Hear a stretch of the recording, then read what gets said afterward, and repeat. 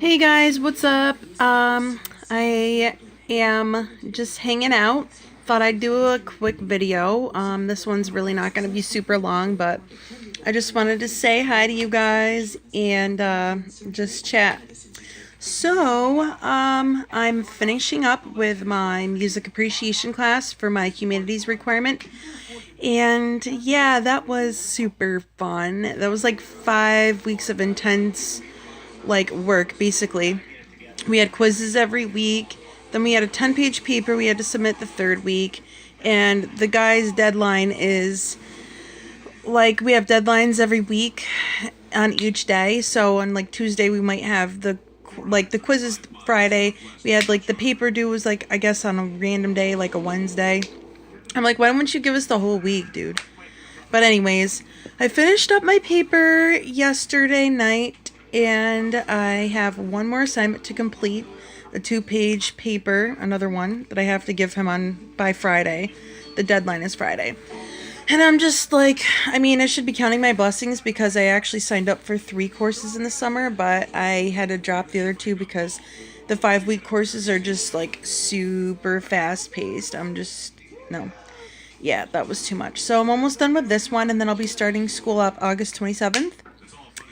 And when I'm done with that, I'll be graduating in the spring of 2017 with my bachelor's in psychology. So I'm pretty excited. I also have to start writing my grad school letters. And I'm not exactly sure what I'm going to go into yet. I like the psychology field, but I just don't know like what particularly I'm going to do. I've been thinking about industrial organizational psychology, but then again, I'm like, if that requires a lot of business courses, I don't know. I'm not really into business. I don't really care about business. I like the psychology aspect, though, about trying to get the most efficient worker, like how to get your workers to do the most work and how to become a more like efficient company and how to run things more smoothly.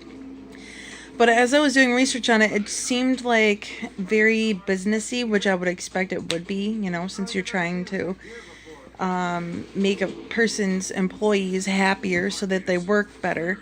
So I'm sure there's like a bunch of other things involved other than just making the employees happy. Then there's also school psychology, which is what my friend is doing. And she has some good things to say about that. There's always pros and cons to everything. With that job, I've heard from other people, not her specifically, because she hasn't like tried to look for a job yet. She's almost done. She's got one more year to do. But from other people have said it's very hard to get a job in school psychology. So, and then there's also counseling psychology, where you literally are counseling people all day. But the thing with that is I feel like I would get burnt out like fast by listening to people's problems all day. Not that I'm not an empathic person and I like talking to people and helping people, but at the same time, I feel like it kind of stresses me out to hear other people's problems all day.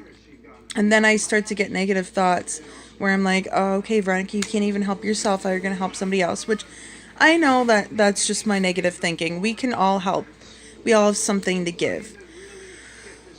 So, yeah, that's pretty much it. That's what's been on my mind lately.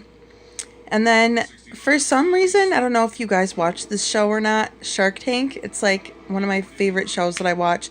But lately, it's gotten like super cheesy. They've got like Ashton Kutcher on there now and like other people. And I'm just kind of like, okay, guys, like, I don't know what you're doing. You're trying to get more ratings because I did read that they lost some ratings because of people making fun of the show, like SNL. People aren't really taking it so seriously. But for some reason lately, like I feel like I've been seeing Mark Cuban like everywhere. I don't know why. Like he just has that face. Like maybe he's got like just certain features that like a lot of people have or something, because I seriously feel like everywhere I go, I see Mark Cuban and I have no idea why. I don't really like him that much. I mean, I like his personality, but there's no reason for me to be like thinking that I'm seeing him all over. It's like so weird. I don't know. It's just one of those things where you feel like you're seeing somebody all day long and then like you finally see them, except with me, like I'm obviously not gonna see Mark Cuban in person, most likely. But it's just weird that like I keep seeing people that look like him, and I'm just like, what the heck? So bizarre. Yeah, so I don't know. I just wanted to basically update you guys and how it's going, and I'm pretty much good today. Today I'm feeling all right. I started seeing a new therapist in my town, so we'll see how that goes. I only had a few sessions with her, and I actually have another one tomorrow, so we'll see what's going on. I also am familiar with a therapeutic technique for people who have trauma, and it's called EMDR. I don't know if anybody's heard of that, but that's actually something that I was doing with my previous therapist a few times. She did it with me. And then I've been looking up YouTube tutorials on how to do it yourself at home. I don't know how well the home EMDR sessions work, but I would say it's worth a shot if you guys have some reoccurring thoughts about past situations that you feel like were traumas, and you want to be able to process them and work through them so you don't get those like physiological symptoms anymore, because a lot of times with diagnoses like PTSD or complex PTSD, anxiety, maybe even depression, a person will feel the physiological symptoms that they felt when they were in the trauma because their brain can't process what happened. So EMDR stimulates the left brain and the right brain at different times, so that both parts of the brain will process the trauma. That's what they say causes the physiological symptoms to keep reoccurring after a traumatic event. So I encourage you guys to look into EMDR. I've done research. Some people say it works. Some people say it doesn't. I personally can't tell you if it's made a really big significant difference. I will say that sometimes I notice if a thought comes to mind that I tried EMDR on, it doesn't make me as anxious. I'm not going to be able to say that it took my anxiety away 100% because it didn't. But it definitely helped. So if you guys maybe want to try EMDR, an EMDR session or something like that, that might be able to help out a little bit. But anyways, I'll sit up here. I'm being lazy.